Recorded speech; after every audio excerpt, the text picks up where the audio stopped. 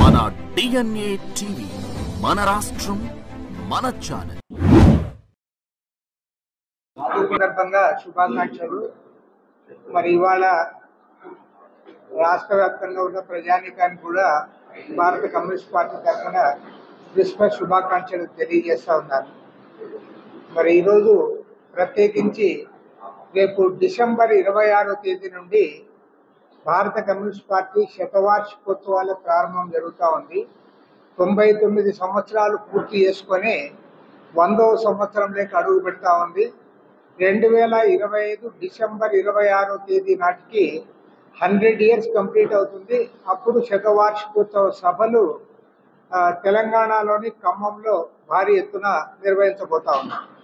దానికి ముందుగా ఈ నెల 2024 డిసెంబర్ 26 నుండి కూడా దేశవ్యాప్తంగా పార్టీ శాఖలున్న ప్రతి గ్రామంలో, ప్రతి పట్టణంలో కూడా పెద్ద ఎత్తున ఉత్సవాలు జరుపుకుంటా ఉన్నాం.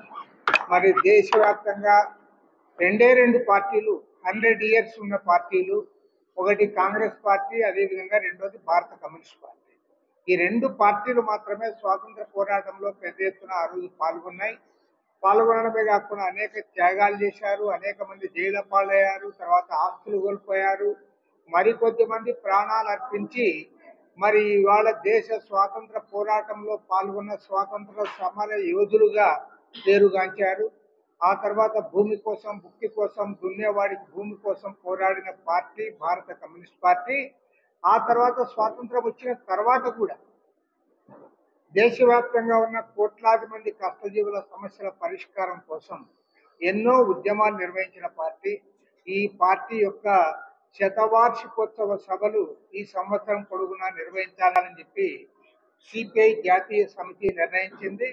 ఆ సిపిఐ జాతీయ సమితి నిర్ణయంలో భాగంగా మన ఆంధ్ర రాష్ట్రంలో కూడా 26వ తేదీ నాడు ఇక్కడ విజయవాడ నగరంలో ఉదయాన్నే చంద్రరాజేశ్వర విగ్రహానికి నివాళులర్పించి అక్కడ ఆయన దండ వేసి మా కార్యక్రమాలు ప్రారంభమవుతాయి.